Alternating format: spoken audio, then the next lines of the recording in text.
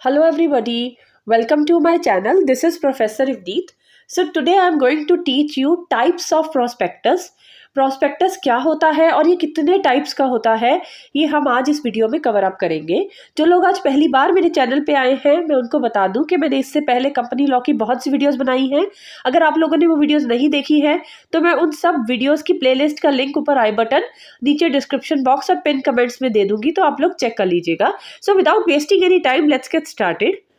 अब प्रोस्पेक्टस क्या होता है, देखो ये section 2 sub section 70 of companies act के अंदर इसकी डेफिनेशन दी है कि प्रोस्पेक्टस कोई भी ऐसा डॉक्यूमेंट होता है जिसके थ्रू पब्लिक को इनवाइट किया जाता है कि आप आइए और हमारी कंपनी के शेयर्स और डिबेंचर्स में इन्वेस्ट करिए। तो प्रोस्पेक्टस जो है वो कोई भी ऐसा डॉक्यूमेंट है जिसमें रेड हेरिंग प्रोस्पेक्टस भी इंक्लूड है और शेल्फ प्रोस्पेक्टस भी इंक्लूड है। ये दोनों प्रोस्पेक्टस हम आगे पढ़ेंगे ये क्या होते हैं। और इसमें कोई भी ऐसा नोटिस या सर्कुलर या कोई भी ऐसी एडवर्टीजमेंट या कोई भी ऐसा डॉक्यूमेंट इंक्लूड है जिसके थ्रू पब्लिक को इन्वाइट किया जाता है कि आप आइए और हमारी कंपनी के शेयर्स, डिबेंचर्स या कोई भी सिक्योरिटी को खरीदिए। तो उन सारे डॉक्यूमेंट्स को हम क्या बोलते हैं, प्रोस्पेक्टस। ओके, अब प्रोस्पेक्टस हमारा 4 टाइप्स का होता है, deemed prospectus, self prospectus, red herring prospectus and abridged prospectus. हम एक एक करके ही ये डिस्कस करेंगे। सबसे पहले है हमारा डीम्ड प्रोस्पेक्टस। डीम्ड का मतलब होता है जिसे माना जाता है। ओके, अब कंपनीज कई बार क्या करती है कि वो डायरेक्ट प्रोस्पेक्टस इशू नहीं करती है, क्योंकि प्रोस्पेक्टस इशू करने में उनको बहुत सारी रेगुलेशंस वगैरह फॉलो करनी पड़ती है। तो कंपनी क्या करती है, किसी इंटरमीडियरी को, किसी और पर्सन को जिसको हम इशू हाउस बोलते हैं, उसको अपने शेयर्स दे देती है और उनको कह देती है कि आप ना पब्लिक को एडवर्टीजमेंट देके ये शेयर्स बेच दो। तो वो जो इशू हाउस है वो एक डॉक्यूमेंट बनाता है जिसके थ्रू वो पब्लिक को शेयर्स बेचता है। तो उस डॉक्यूमेंट को हम डीम्ड प्रोस्पेक्टस मान लेते हैं। ठीक है, मतलब वो प्रोस्पेक्टस नहीं होता लेकिन उसे डीम्ड प्रोस्पेक्टस माना जाता है। और जो पर्सन जो ऑफर बना रहा है, जो इशू हाउस जो ऑफर बना रहा है, उसे हम कंपनी का डायरेक्टर मान लेते हैं। ठीक है, अगर तो ऑफर बनाने वाला जो पर्सन है वो एक कंपनी है तो उस डॉक्यूमेंट पे 2 डायरेक्टर साइन करेंगे। अगर वो एक फर्म है, ठीक है, तो उस केस में जितने पार्टनरशिप फॉर्म में जितने पार्टनर्स हैं उसके आधे partners, half of the partners उस डॉक्यूमेंट को साइन करेंगे जब वो पब्लिक को वो शेयर्स बेचेंगे। ओके, अब देखो, अब अगर एक डॉक्यूमेंट डीम्ड प्रोस्पेक्टस बन जाता है तो उसका क्या इफेक्ट होता है। देखो, कंपनी ने तो बचने के लिए ऐसा कर दिया ना, किसी और को बेच दिए, किसी और को दे दिया और उससे बोल दिया कि आप बेच दो। तो अगर एक वो डॉक्यूमेंट जो है वो डीम्ड प्रोस्पेक्टस बन जाता है तो उसका इफेक्ट क्या है, तो उसका इफेक्ट ये है कि जो प्रोविजन, जितने भी प्रोविजंस कंटेंट्स ऑफ प्रोस्पेक्टस के रिगार्डिंग है या फिर मिस स्टेटमेंट नहीं होनी चाहिए प्रोस्पेक्टस में, वो सारे उस डॉक्यूमेंट पे अप्लाई हो जाते हैं। ओके, तो इसका मतलब ये नहीं है कि कंपनी ऐसा करके हर चीज से बच सकती है, वो कोई भी कि हमने तो नहीं बेचे ना, हमने तो उनको दे दिए, अब उनकी जिम्मेदारी है, तो ऐसे कंपनी बच नहीं सकती है उस चीज से। सारे प्रोविजंस उस पर अप्लाई हो जाते हैं जैसे ही वो डॉक्यूमेंट डीम्ड प्रोस्पेक्टस बनता है। अब देखो, अब हम कब कहेंगे कि एक डॉक्यूमेंट जो है वो डीम्ड प्रोस्पेक्टस है। अब कंपनी कहेगी नहीं नहीं, हमने तो इशू हाउस को बेच दिए, हमें कोई लेना देना नहीं है, हमने इसलिए थोड़ी दिए हैं ताकि हम लॉ से बच सके, या कंपनी तो यही कहेगी। लेकिन किन कंडीशन से ये माना जाएगा कि वो डॉक्यूमेंट डीम्ड प्रोस्पेक्टस बन चुका है। पहली कंडीशन ये है कि अगर कंपनी ने इशू हाउस को अपने शेयर्स दिए या फिर डिबेंचर्स दिए और इशू हाउस जिस दिन उसको शेयर्स और डिबेंचर्स मिले उसके 6 महीने के अंदर अंदर ही पब्लिक के पास चला गया, तो ये तो साफ साफ जाहिर हो गया ना कि वो इशू हाउस इसी पर्पस के लिए उसको शेयर्स दिए गए थे कंपनी की तरफ से ताकि वो आगे पब्लिक को बेच सके। या तो ये कंडीशन होगी, या फिर क्या हो सकता है, देखो, अगर आप किसी को कोई चीज बेचते हो तो आप उसी समय उसकी पेमेंट ले लेते हो, लेकिन अगर आपने जिस तारीख को इशू हाउस को डॉक्यूमेंट, जिस डेट को आपने इशू हाउस को शेयर्स दिए, ठीक है, और जिस डेट को इशू हाउस ने ऑफर दिया पब्लिक को, उस दिन अगर आपको सारी कंसिडरेशन शेयर्स की नहीं मिली, मतलब जितने शेयर्स आपने इशू हाउस को दिए उसके बदले के जो पैसे हैं इशू हाउस ने आपको अभी तक नहीं दिए, तो इससे भी ये साफ जाहिर होता है कि इशू हाउस वो तभी पैसे आपको देगा जब वो पब्लिक को सारे बेच देगा शेयर्स। तो इट मीन्स आपने दिए ही इश्यूज हाउस को इस पर्पज से थे कि हमें प्रॉस्पेक्टस ना बनाना पड़े, हमारे बिहाफ पे तुम इसको बेच दो। ओके और ऐसा करके हम लॉ से भी बच जाएंगे, हमें ज्यादा रेगुलेशंस भी फॉलो नहीं करनी पड़ेगी।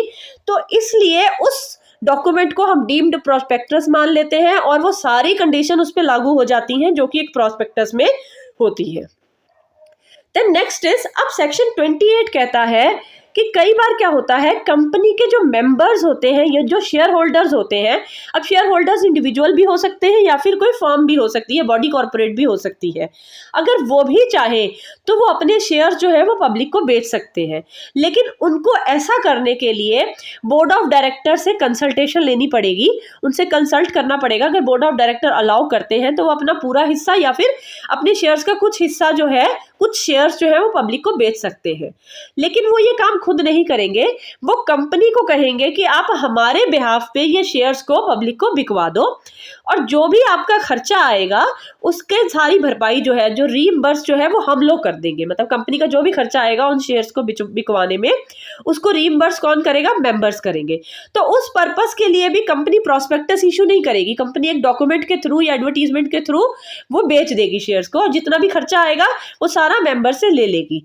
तो इस तरह के डॉक्यूमेंट को भी, जिससे सेल करी जाती है पब्लिक को शेयर्स की, उसको भी हम डीम प्रोस्पेक्टस ही मानेंगे।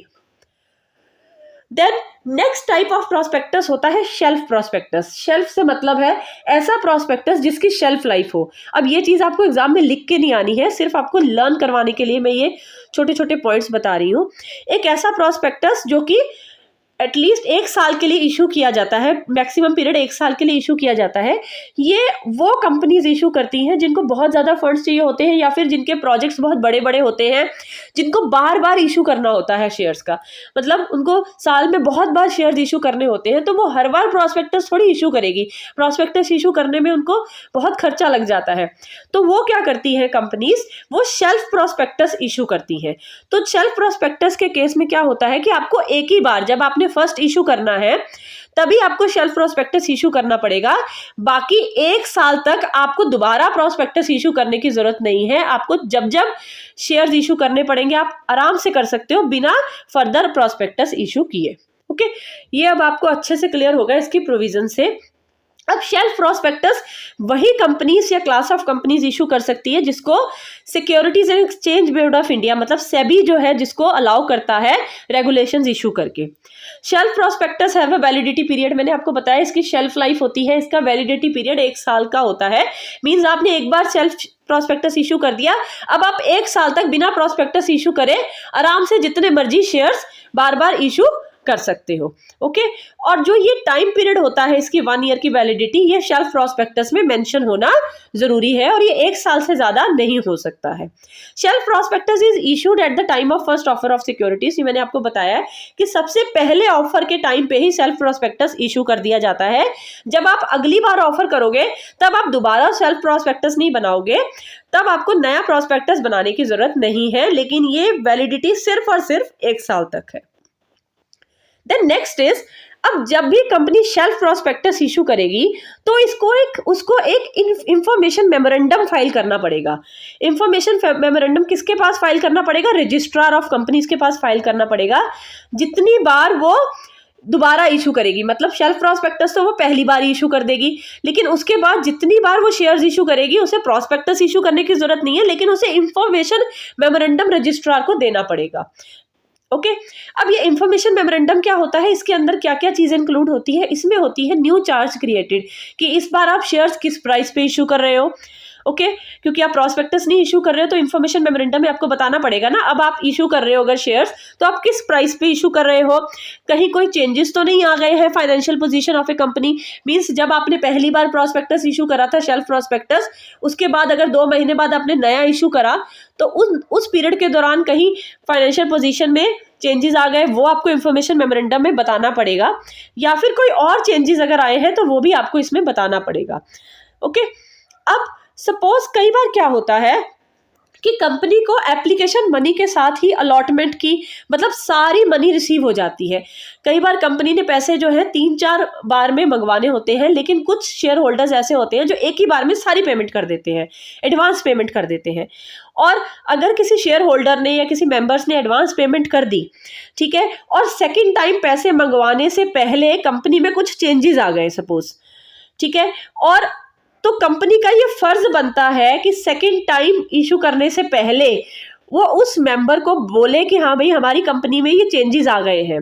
तो मेंबर को या शेयर होल्डर को ये चॉइस दी जाती है कि वो अपनी एप्लीकेशन को विड्रॉ भी कर सकता है। अगर उसको लगता है कि भाई अब तो कंपनी में गड़बड़ हो गई है, मुझे नहीं चाहिए इसका शेयर, तो वो विड्रॉ कर सकता है अपनी एप्लीकेशन, और कंपनी को उसे 15 दिन के अंदर अंदर सारे पैसे वापस करने पड़ेंगे।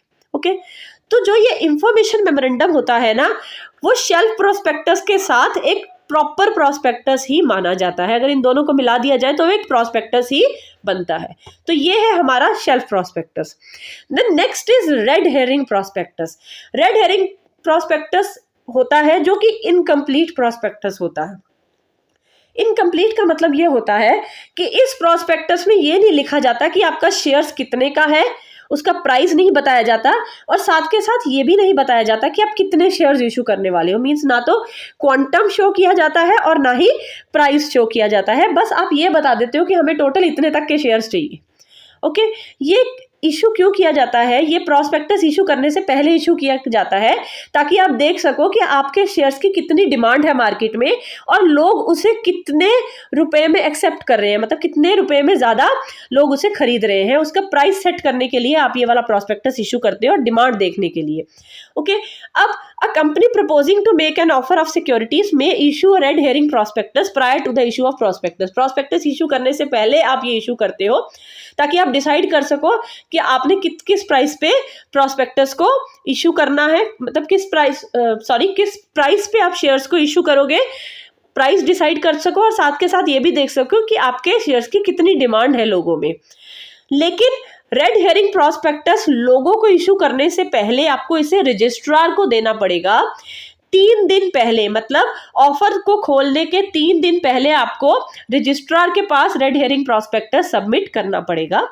अ red herring prospectus shall carry the same obligation. इसमें वही सारी ऑब्लिगेशंस होती हैं, सारी वही जिम्मेदारियां होती हैं जो कि एक प्रोस्पेक्टस की होती है। वेरिएशन का मतलब होता है changes. Any variation between the red herring prospectus and prospectus shall be highlighted as a variation in prospectus। देखो, जो रेड हेरिंग प्रोस्पेक्टस में आपने बोला और जो एक्चुअल प्रोस्पेक्टस में आपने लिखना है उसके बाद कुछ चेंजेस आ गए, तो कोई भी अगर वेरिएशन, कुछ चेंजेस हैं, तो आपको जब आप प्रोस्पेक्टस इशू करोगे तो उसमें आप वो सारी वेरिएशन मेंशन करोगे कि ये चेंजेस आ गए हैं। ओके, अब जैसे ही रेड हेरिंग प्रोस्पेक्टस का ऑफर क्लोज हुआ, द प्रोस्पेक्टस ये बताता है कि आप कितनी टोटल कैपिटल रेज कर पा रहे हो और आपकी सिक्योरिटीज का क्या प्राइस होगा, क्योंकि आप प्राइस डिसाइड कर चुके हो ना, ठीक है, कि क्या प्राइस, क्लोजिंग प्राइस होगा जिसपे आप अपने शेयर्स बेचने वाले हो। और वो सारी डिटेल्स जो रेड हेरिंग प्रोस्पेक्टस में नहीं थी, वो सारी डिटेल्स, ये तीनों चीजें जो है क्लोजिंग जब करते हो आप ऑफर की, एक तो कितनी टोटल कैपिटल रेस करी, क्या क्लोजिंग प्राइस होगा, और सारी डिटेल्स जो रेड हेरिंग प्रोस्पेक्टस में नहीं गिवन थी वो आप किसको दोगे? आप रजिस्ट्रार और सिक्योरिटीज एंड एक्सचेंज बोर्ड को सबमिट करोगे। Okay, then next is abridged prospectus. Abridged का मतलब होता है किसी चीज का short version, short form. Okay, ये वर्ड लिखने नहीं है अपने एग्जाम में, सिर्फ आपको समझाने के लिए है, ठीक है। सेक्शन 2 सबसेक्शन 1 कहता है कंपनीज एक्ट का, अब्रिस्ट प्रोस्पेक्टस क्या होता है? ये एक मेमोरेंडम होता है जिसमें प्रोस्पेक्टस की फीचर्स बताई जाती हैं as may be specified by securities and exchange board. ठीक है, जो फीचर्स सिक्योरिटीज और एक्सचेंज बोर्ड बताता है कि आपको लोगों को बतानी है। तो एक तरह से अब्रिस्ट प्रोस्पेक्टस एक प्रोस्पेक्टस का शॉर्ट वर्जन होता है, जैसे कि आप कह सकते हो एक समरी होती है, ठीक है। जैसे अगर प्रोस्पेक्टस 400 पेजेस का होता है, बहुत ज्यादा मोटा होता है प्रोस्पेक्टस कंपनी का, अब्रिस्ट प्रोस्पेक्टस उसकी शॉर्ट फॉर्म होती है। तो अब्रिस्ट प्रोस्पेक्टस का क्या है, सेक्शन 33 क्या कहता है कि जब भी आप एप्लीकेशन फॉर्म इशू करोगे लोगों को कि आप हमारी सिक्योरिटीज परचेज करो, ठीक है, उस फॉर्म के साथ आप हर फॉर्म के साथ आपको प्रिंटेड एब्रिज्ड प्रॉस्पेक्टस उनको लगा के देना पड़ेगा। एब्रिज्ड प्रॉस्पेक्टस में सारी शॉर्ट डिटेल्स होती हैं प्रॉस्पेक्टस की, उसको शॉर्ट फॉर्म में सारा कुछ बताया जाता है लोगों को, तो हर एप्लीकेशन फॉर्म के साथ आपको इसे प्रिंट करा के देना पड़ेगा। अब प्रॉस्पेक्टस तो बहुत बड़ा होता है, उसे तो आप नहीं करा सकते ना प्रिंट, लेकिन एब्रिज्ड प्रॉस्पेक्टस 15-20 पेजेस का होता है, तो वो आप प्रिंट करा के हर एप्लीकेशन फॉर्म के साथ आपको लोगों को देना पड़ेगा। तो आपको अकम्पनीड करना पड़ेगा, कंप्लीट मतलब साथ में अटैच करके देना पड़ेगा हर फॉर्म के साथ। लेकिन एब्रिज्ड प्रॉस्पेक्टस आप कब अटैच नहीं करते हो? आप तब अटैच नहीं करते हो अगर आपने एप्लीकेशन फॉर्म किसको इश्यू करा है? अंडरराइटर को। आपने अंडरराइटर को अपने शेयर्स दिए हैं अंडरराइटिंग एग्रीमेंट के अंडर, तो आपको एब्रिज्ड प्रॉस्पेक्टस फॉर्म के साथ लगाने की जरूरत नहीं है। या फिर आप पब्लिक को शेयर्स ऑफर ही नहीं कर रहे, आप प्राइवेटली कुछ ही लोगों को आप शेयर्स दे रहे हो जो कि 50 से नीचे हैं, मतलब 50 लोग जो हैं उनसे कम लोगों को आप इशू कर रहे हो शेयर्स, प्राइवेट प्लेसमेंट कर रहे हो, तो उस केस में भी आपको एब्रिज्ड प्रॉस्पेक्टस फॉर्म के साथ लगाने की जरूरत नहीं है। तो ये 2 एक्सेप्शंस है। Then a copy of the prospectus shall on the request being made by the any person before the closing of the subscription shall be furnished to him.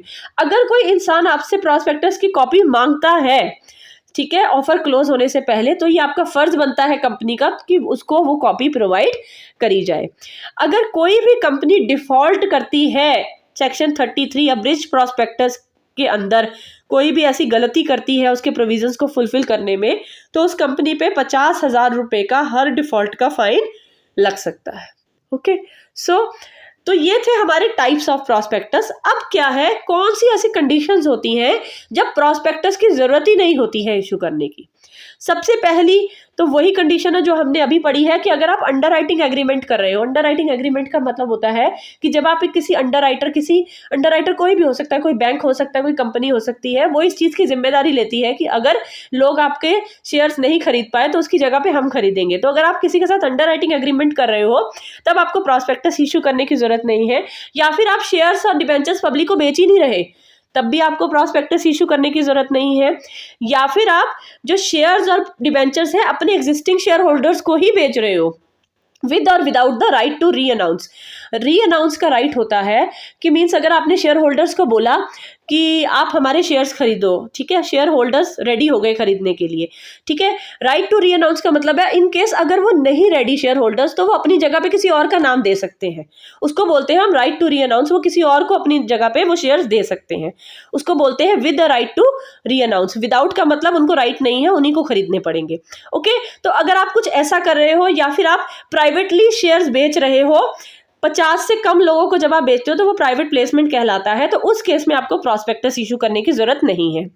या फिर आप शेयर्स और डिबेंचर्स, ऐसे शेयर्स और debentures बेच रहे हो जो आपने पहले भी बेचे हैं और बिल्कुल यूनिफॉर्म है, यूनिफॉर्म मतलब बिल्कुल एक जैसे हैं, उसमें कोई चेंजेस नहीं है, और वही शेयर्स और डिबेंचर्स आपके स्टॉक एक्सचेंज पे भी रिकॉग्नाइज्ड है, उस पे लिस्टेड है, तो फिर आपको प्रॉस्पेक्टस इशू करने की जरूरत नहीं है। या फिर आप पब्लिक को इनवाइट कर रहे हो कि आप हमारे शेयर्स और डिबेंचर्स खरीदिए, लेकिन न्यूज़पेपर में एडवर्टीजमेंट दे के आप लोगों को कह रहे हो कि आप हमारे शेयर्स खरीदिए, तो एक एडवर्टीजमेंट ही प्रॉस्पेक्टस मानी जाएगी, तो तब वहां पे आपको प्रॉस्पेक्टस इशू करने की जरूरत नहीं है। And the last point is, private company जो है वो इशू प्रॉस्पेक्टस इशू नहीं कर सकती, क्योंकि वो पब्लिक से पैसा इकट्ठा शेयर्स के थ्रू नहीं कर सकती, उनको अलाउड नहीं होता है। So this was all about. I hope आपको आज का टॉपिक बिल्कुल क्लियर हो गया होगा। इन केस फिर भी अगर आपको कोई डाउट रह जाता है तो आप मुझे प्लीज़ कमेंट सेक्शन में लिखिए, मैं सारे कमेंट्स पढ़ती हूँ। और हाँ, अगर आपको मेरा पढ़ाया हुआ समझ आता है और आप आगे फर्दर भी मुझसे पढ़ना चाहते हो तो आप मेरी वीडियो को लाइक कर सकते हो, शेयर कर सकते हो और मेरे चैनल को सब्सक्राइब कर सकते हो। So thank you.